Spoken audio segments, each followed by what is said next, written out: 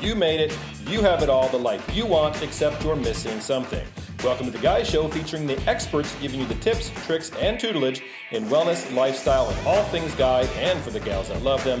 We're here to answer your questions and the things you want to know about. Welcome to The Guy Show. On this episode of The Guy Show, we welcome JP Sears. He's a YouTuber, comedian, emotional healing coach, author, speaker, world traveler, and curious student of life. His work empowers people to live more meaningful lives. JP is also the author of How to Be Ultra Spiritual. He is very active with his online videos where he encourages healing and growth through his humorous and entertainingly informative videos, including his hit Ultra Spiritual comedy series, which have accumulated over 300 million views. Well, hey, JP, welcome to the show. I'm super excited and honored to have you on here today. Jerry, I'm very happy to be here with you, brother. we tend to be a little bit high energy here and there, and we'll see how that goes with your extremely high energy and all the fun stuff you do in promoting health and mindset through people with that humorous slant, of course, and calling things out. I just recently saw your post on the Christmas song controversy that's going out, that's going around, so that was exciting to see. Yeah, well, thank you. Apparently, what I voiced in that, the baby it's cold outside movement, I'm like, get that off the radio. What I voiced on that, apparently it resonates with a lot of people, something a lot of people were thinking, because it's really, really taken off. And, but yeah, anyway, I just felt like I got to voice my piece of this right now. And you do that a lot with a lot of your videos is making fun of any of the movements within the mindset thing, because it is sometimes we can get a little uptight about ourselves, but you bring that humorous but loving slant into the conversation and into the dialogue when you do stuff like that. Yeah, I would say this, Jerry. I am very pro people. Right. So I'm not against any kind of movement like the baby it's cold outside, or like let's just create controversy. That was said to be under the Me Too movement, but I don't think it was. I'm very for the Me Too movement. Mm-hmm. Like, of course, like this, if a woman or a man's being inappropriately treated, if there's power struggles, especially having to do with sexuality, like, damn it, we can't stand for that present day. There's no room for it. However, what I am against is people being against themselves, using victimized mentality, them victimizing themselves and blaming someone else, and then trying to hide their victimization and outrage at other people, cancerous consciousness, attacking other people, trying to hide that within a movement, because I think ultimately that's kind of outwardly destructive, but ultimately that's a person disconnecting from themselves, their original hurt that they're not dealing with, and just trying to blame other people. So I think that's the person hurting themselves. So I'm all for people, and if someone's not truly in a state of victimization, which, if you are, like, you need help. Yeah. But if you're not, please don't play that role. I think it's disrespectful towards yourself and other people. So I had to speak my piece on that, long story short. But it was so true on what you said there, is people get caught up in that that victim mentality of things, and not taking responsibility for themselves in those scenarios, and putting it off. It's like, oh, it's somebody else's fault, or this and that. And can you go a little deeper into that? Because I think people need help with that, especially guys need that. We'll tend to, be that way a little bit of like, oh gosh, it's my fault, or it's not, it's somebody else's fault for this happening, and I did everything I could, and it's not working, and somebody else's fault. Yeah. So what are some good tips that people can do to really get themselves out of that mindset? Well, first off, realize you're in the mindset, and this is part of the human condition. So this isn't something that I'd say and we can sit back and say, like, do I do that? For me, it's a matter of you do that. I do that. Mm-hmm. But can you have the awareness to realize when you do that? Just like Ram Dass always said, you can't get out of jail. You can't get out of a jail you don't know you're in. Right. So you can't get out of the victim mindset when you don't know you're in it. So we want to recognize what's our version of it. And you point out really good forensic fingerprints for when we're in the victim mindset, which is we're blaming other people. Mm-hmm. Damn it, Donald Trump, or the Republicans or Democrats, or only if crooked Hillary got elected, then things. So we're blaming things outside of ourselves. Mm-hmm. And when we're doing that, we're essentially we're victimizing ourselves and blaming someone else for how we're hurting ourselves. Mm-hmm. So notice the B word. When we're blaming someone, getting angry at someone, that is a very ripe fingerprint to know, like, I'm victimizing myself. Now we have the awareness, we know we're doing that. And then I think a second step is for us to ask ourselves, what's my pain here? Mm-hmm. What is not like, well, it's Donald Trump is cousin. No, like that. You don't have an organ named Donald Trump. Like, that's not you. What is your what is your pain within yourself? Is it you don't feel enough? Is it you feel insignificant and you just blame the system? Or is it you feel a trauma from your childhood that you haven't healed, and therefore the pain's still there, so you need to blame a song on the radio? So I think the awareness, and then I would call it the awareness to find it, and then the courage to face it. So those are a couple steps that I'd ask people to consider doing, because ultimately I think success in terms of health, which is probably the most important dimension of success, but also in terms of how we live our lives in a path of purpose, I think success depends on radical self-responsibility. And I think victimization is the opposite of radical self-responsibility. When we're victimizing ourselves, we are bleeding away our personal power, our effectiveness to live for what we stand for really gets handicapped when we sacrifice self-responsibility in the name of let's create a comfort zone of self-victimization. I feel in control, so that's comfortable. Even though it might be uncomfortable, it's familiar, so it becomes comfortable. I think that just bleeds our power away. So I think we got to step into radical self-responsibility. That's right. You made a good key there. We joked about it before we go on the air about, 3, 5s, and 7s are easy to remember, and then kind of mnemonics that go with it. And you kind of had a really good one there. I don't know if you realized that ABC as the mnemonic for that was, the awareness of you're doing it, realizing why you're placing blame, and then having the courage to correct the situation. Awareness, blame, courage. That's why you're a doctor. We come up with a lot of mnemonics for things to remember because there's so much stuff to remember. I bet. I couldn't even imagine, to be honest with you. Yeah, there's some interesting ones out there, especially there's some interesting ones out there, but we'll let it go at that. I'd imagine like all the 400,000 bones in the ankle or the hand or the tendons, you'd have to really get creative with that. The bones in the wrist, that's a really, really good one to have, to remember. I'll even give it to you here so people can get it too, because when I was teaching anatomy and physiology, they were like, how do you remember this stuff? I'm like, you got to create a mnemonic. And for the wrist, it was some lovers try positions that they can't handle. I love it already. And thus they hurt their wrists while they're in a position that they can't. Exactly. How'd you displace those bones? Well, I'm a lever that tried a position I could handle. Exactly. So, that's the ABC mnemonic that you had was just great at helping getting out of that victimized mentality. What are some really good tricks that people can do to keep themselves going into that higher plane, away from that victimization, more into that self-realization, and really making sure they're staying there? Well, I think doing something intentional every day to get out of your comfort zone is an elixir for success. It's an elixir for rising into your self-realization, because I think when we're functioning within our comfort zone, both physically, psychologically, all together, we're governed by our self-preservation mentality. Self-preservation says if something's uncomfortable, it's scary, my chances of survival go down. So self-preservation says, well, the purpose of self-preservation is to survive, so at all costs we'll avoid things that make us feel uncomfortable, which means we increase our chances of surviving longer, hence we stay within our comfort zone longer.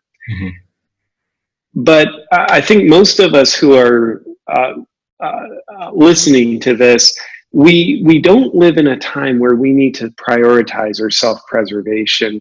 You probably have food in the fridge, roof over your head. Maybe you want more in life, but your self-preservation needs are probably pretty well taken care of if you're listening to this episode.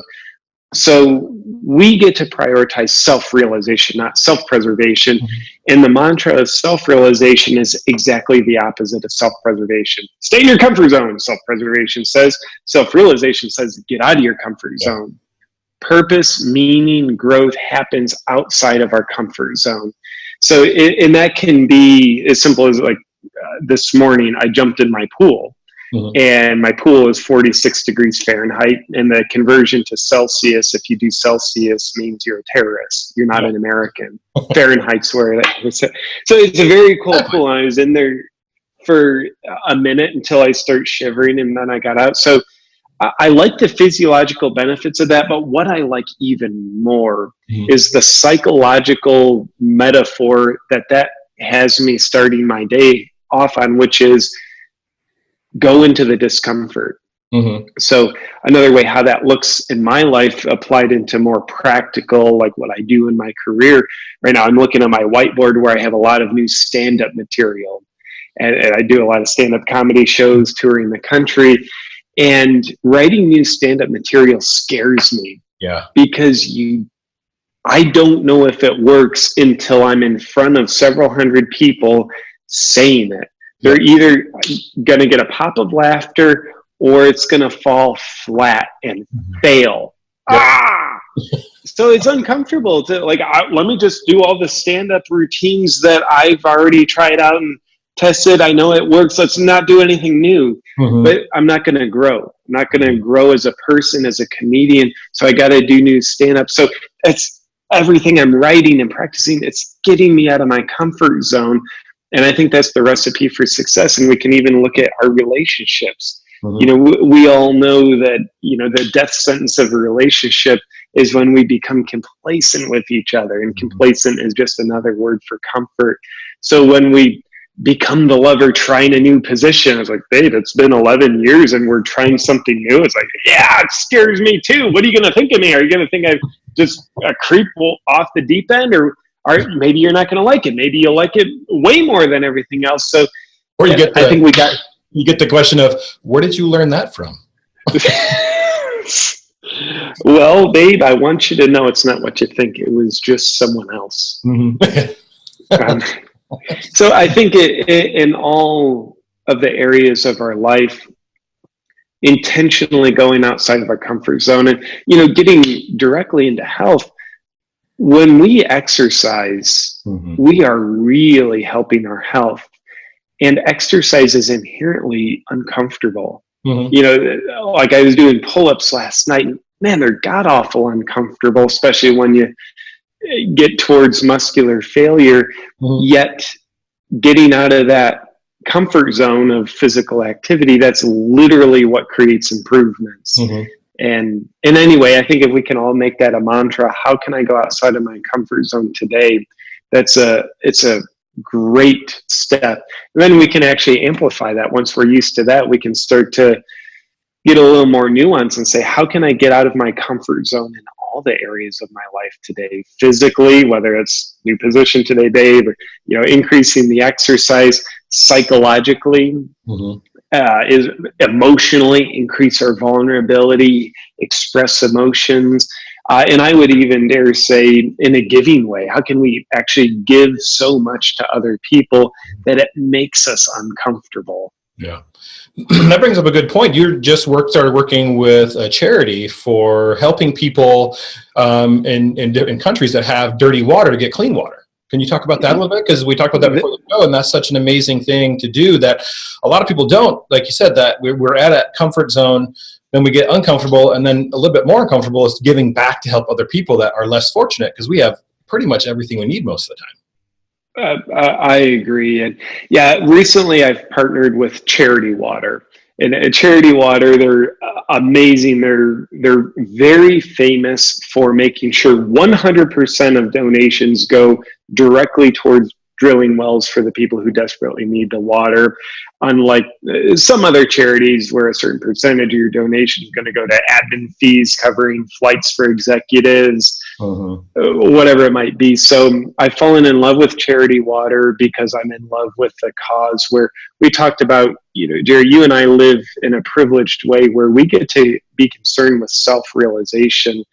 Not everybody around the world has that. There's 660 million people, mostly in African countries, some of the Asian countries, who only have dirty water at best. And dirty water, we're not just talking about like, hey, there's some bentonite clay in your water. We're talking about diseases in the water. Dirty water actually kills more people every year than all violence and war combined. So it's really deadly water. And some of these people have to spend 8 hours a day hiking to get not clean water, but dirty water, which means they can't really make progress in life. You think about your full-time job, they're spending that time just getting enough water to keep themselves barely alive. So it's a cause I feel passionate about. I think these people, they need help. We talked about people who cry victimization. Well, these people need a helping hand. So partnered with Charity Water, and I'm opening up for everybody to join our partnership with Charity Water. I've got a campaign page. If anyone listening to this is motivated, you've got a little something extra to give, I'd love to have you join. You can go to the campaign page, which is http:// all that weird stuff, CWTR.org/JP. CWTR just stands for Charity Water. So CWTR.org/JP. And man, honestly, it feels good to give. It really does. Yeah, and it helps on that personal level, like I said, for that self-realization and that self-growth there, that we're giving back to people who are less fortunate than us and helping build them up through simple things as having clean water in their life to be able to do things. But even other charities, like you said, some don't give as much and nearly take, majority, I've seen them where 98% of the proceeds go to administrative costs and less than 10% go to the actual charity itself. And so those ones we always stay away from. So definitely the Clean Water, Charity Water company is really great organization to really get behind, because it's helping people significantly less fortunate than us here in the U.S. and in most industrialized countries, because we can literally walk in the morning and go, whoop, flip the tap on or push the bottle into the filtered refrigerator water, and we got clean water right there. We don't have to worry about it. Yeah, the scenario here is, it is such a great first world problem to have. I'm grateful for this problem, but you try to give someone tap water out of your faucet, and they're like, bro, I'm not drinking tap water. I only drink bottled water. Then you give them a bottle of water, like, bro, I don't drink out of plastic bottles. What are you, nuts? Then you give them a glass bottle, like, bro, I only drink out of glass Evian bottles. Right. And beautiful problem to have, yet a lot of people need, tap water would be a blessing for a lot of these people. So yeah, I'm really passionate about helping people who need it. And I love how, your livelihood, you're helping people every day. I think there's so much that we get personally, so much upliftment, expansion we get personally when we take the time, whether it's one person at a time, an audience on a podcast, a charity, but when we take the time to actually truly help someone who needs the help, I don't know if there's a better feeling that you can get. You certainly can't buy the feeling. It doesn't come in pill form. Unfortunately. But if they do come out of with a pill form of it, it's like, I'll just take the pill and not give anymore. Yeah, there you go. The same. I think that brings us into so true. In some states it's legal now for marijuana, so that might be that, somewhat close response there to the system. I don't have the ambition to give. I'm just going to sit here and think about what it would be like to tie my shoes for the next 3 hours. That would be awesome to do that, man. I think that leads too into that, that one of those things too of the gratitude, because we do have so much for ourselves. We have in our first world countries is like, there's so much for us to be grateful for beside the basic things, but the ability to go on and get an education and travel and tour and give back. I think that's one thing we lack in doing a lot. And I know in the last couple of years, gratitude and gratitude journaling and those things have really become a big thing for people to do, because it gets us back in touch. And that thankfulness used to be like my parents' generation was like, the prayer. At night you go to bed, you get on the edge of the bed and you do your prayers of gratitude. And we've lost that in the church aspect, because not many millennials and people our age here in the 40s and or 30s, 40s, and 50s do church anymore. But it's that way to be gracious and, again, being thankful for all that we have. Is there some really good, simple steps that people can do to help with their gratitude and help with that feeling of self-worth there for that? Well, you mentioned a gratitude journal. I think that's powerful. It sounds so simple, and it's probably powerful because it's so simple. My wife and I, we've fallen out of the habit now, but we used to be in the habit of first thing in the morning, we'd take a walk and we'd share the 3 things that we're most grateful for about our day. And they can be simple. Something I've learned from Tony Robbins, he talks about is make sure like one of your pieces of gratitude is something very simple. Like feeling the warm sun on your skin, having, wow, what a magnificent cup of coffee I have. So I think that it's very important to be mindful of what you're grateful for each day. You don't have to spend obviously the whole day like, what are the 400,000 things I'm grateful for? If you pick 3, whether you write them down or speak them, at the very least become mentally aware of them. I think that's very important. The old thing about count your blessings. I think that the best way to invite more blessings into your life is count the blessings you have, because that teaches you how to see the blessings. And if you're blind to blessings, it doesn't matter how many you have, you'll always be ungrateful. You won't be able to see them and appreciate them. But when we train ourselves to see the blessings, find the blessings, then we feel more blessed by the blessings that for most of us are really always there. Yeah. 2 big things to share for myself, for yourself to hear, and then also for my audience too, that I'm always grateful for every day is my 2 boys. And getting a hug from them at night, going to bed, and then that first thing in the morning, waking them up and just, tickling them and teasing them, waking them up. That is such a blessing to know that I'm passing on some great knowledge, and then my audience too, and my people that I bring on the show too are passing on the knowledge of stuff we learned to them so that they can have a better life than what we had too. And so that's just 2 huge grateful things that I'm always grateful for every single day, is just them being there and giving a hug at night and hug in the morning, and telling them I love them. Which not a lot of guys do. Not a lot of guys do that. Say to their friends, say to their kids, I love you. Man, and I think some of the stuff I hear through the grapevine, through books, or people on their deathbeds, their biggest regrets. You always hear things like, I wish I would have told my friends and family I love them more, and I wish I would have spent more time with them. When I take a look at when I fall into taking things too seriously, work is one of the things, and therefore more and more and more and more of my time gets devoted to work, which is, it's a slippery slope because I get so much purpose, satisfaction, and hopefully give a lot through my work. Yet at the same time, that can take away my time and attention from my loved ones and my friends. So I imagine being on my deathbed, I probably wouldn't be sitting there thinking, I wish I would have worked more. Yeah. I wish I would have loved more and shared the love more and told people I love them more. Exactly. I love you, Jerry. I love you too. I love you. I love you, man. I've always been in love with you, Jerry. I just feel uncomfortable. Feel it. Be vulnerable. What was that awkwardness? Tutelage. Okay, I don't love you anymore, Jerry. JP, it's been amazing having you on the show. Your knowledge and your breadth of knowledge and how you do stuff, and particularly in helping people, find the humor in things is always key for me too. I love finding the humor in things. So it takes that stress response down in people and lets them just relax a little bit and really learn to laugh at themselves more, which is really key. The more we can laugh at ourselves, I believe, is essential for our society. We do take ourselves a little too seriously most of the time. And you probably agree with that. I think laughter is a sensation of us detaching from our problems.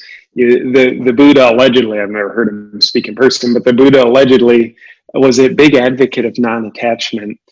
And I think when we're laughing at ourselves, not shamefully, but compassionately, we laugh at ourselves, what we're doing is creating distance between us and our problems, what we were taking so seriously. So laughter is essentially this alchemist that creates space between us and our problems so that we don't identify with our problems anymore. We don't identify with our roles and the things that drive us nuts. So, and I think an ingredient to a great life is learn to laugh at yourself, learn to laugh at what you take most seriously, not let's just laugh at other people. Like, it's a little more bullying right there. But if you can laugh at yourself, man, I think that's a recipe for success. And probably the best way to laugh at yourself is to go into a department store and go into the changing room with those wonderful fluorescent lights and 3 mirrors in front of you and get naked. While you try on women's clothes. While JP tries on women's clothes. It could be helpful. Could be helpful there a little bit. JP, do you have any last tips, tricks, or tutelage for my audience here today on stuff you see day in and day out that really hits your heart and makes you feel good and just really helps your audience? Yeah, creativity. And I think we've got exercise and nutrition and sleep down as some of the basics that really take care of our health. And I think those are much more foundational. But, as we get those down, I think creativity is a very overlooked dimension of our well-being. Mm-hmm. We kind of consider it creativity is for the artist. I might not be an artist, a musician, a video creator, an author, so that's not my thing. But I think humans really thrive on creativity as part of our self-realization. So I'm a big advocate of inviting people, experiment with creativity. And for a lot of us, the first step of creativity is getting creative with how to express creativity. Mm-hmm. You don't have to marry your first experimentation. You don't say, I'm going to pick up the guitar and I'm going to do this forever. It's like, no, maybe you do it for a day or a week. Maybe you write a blog. Maybe you start taking photographs. Maybe you write a little poetry. Maybe you just write some regular stuff.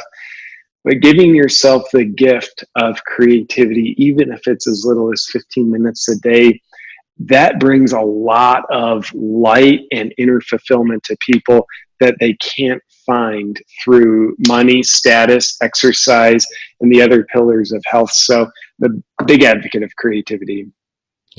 Well, again, JP, thank you for being on the show. It's been amazing having you on here. Honored and humbled you came on. Your knowledge and experience and your communication style is so beneficial for today's society.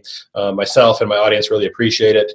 And again, check him out. Check out this charity water organization that he's supporting to help get clean water to those in need. And that's about it. Well, I'll see you next time. Yay, Jerry. Thank you for having me, brother. Oh, pleasure, my friend. Thank you. Thank you for tuning in to this episode of The Guy Show. What do you think? Register and post your review of this episode in iTunes, Stitcher, YouTube, or Google Play. Also, do not forget to set the auto download feature for the show. Be sure to like and follow us on Facebook, Twitter, and Instagram at The Guy Show Live. To get the most of this week's episode, be sure to check out the show notes at theguyshow.net, where you will find a free download of the tips, tricks, and tutelage from all of our guests and the host, plus many more amazing products, life-changing courses, and Guy Camp quarterly retreats that are available for your purchase.